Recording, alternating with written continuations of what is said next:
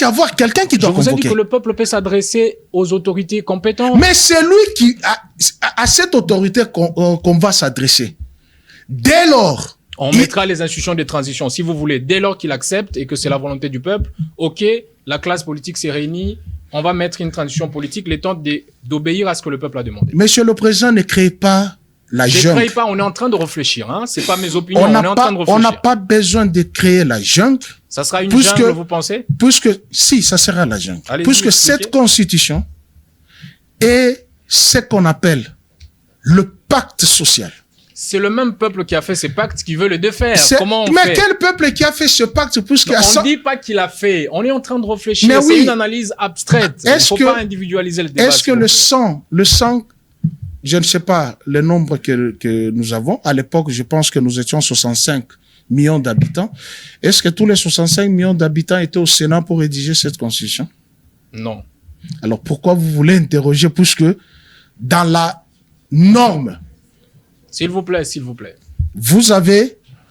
Il ne faut pas nous amener dans l'anarchie.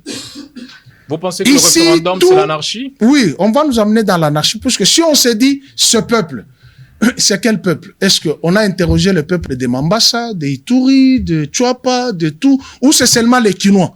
Et les Quinois d'une commune. Et ces Quinois-là appartenant à une famille politique qui veut raisonner sur l'ensemble de toute la population. Non, on a eu à transférer le pouvoir originaire au pouvoir, à l'autorité constituante. C'est-à-dire, le peuple est représenté par le Parlement. Et le peuple a délégué son pouvoir à son Parlement.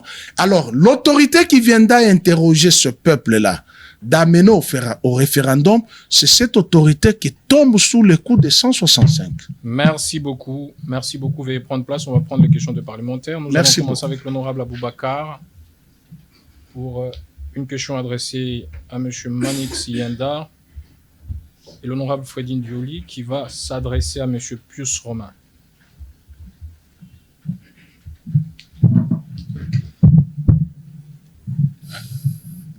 Honorable Président, honorables membres du bureau, chers collègues, Maître Manix, ma question est à la fois claire dans sa reformulation et complexe dans la profondeur qu'elle implique, notamment au regard de la réponse qu'elle exige. Pensez-vous que le peuple congolais est suffisamment informé pour décider en toute conscience sur les réformes constitutionnelles? Sinon, les référendums n'est-il pas une formalité fantaisiste dans ces cas?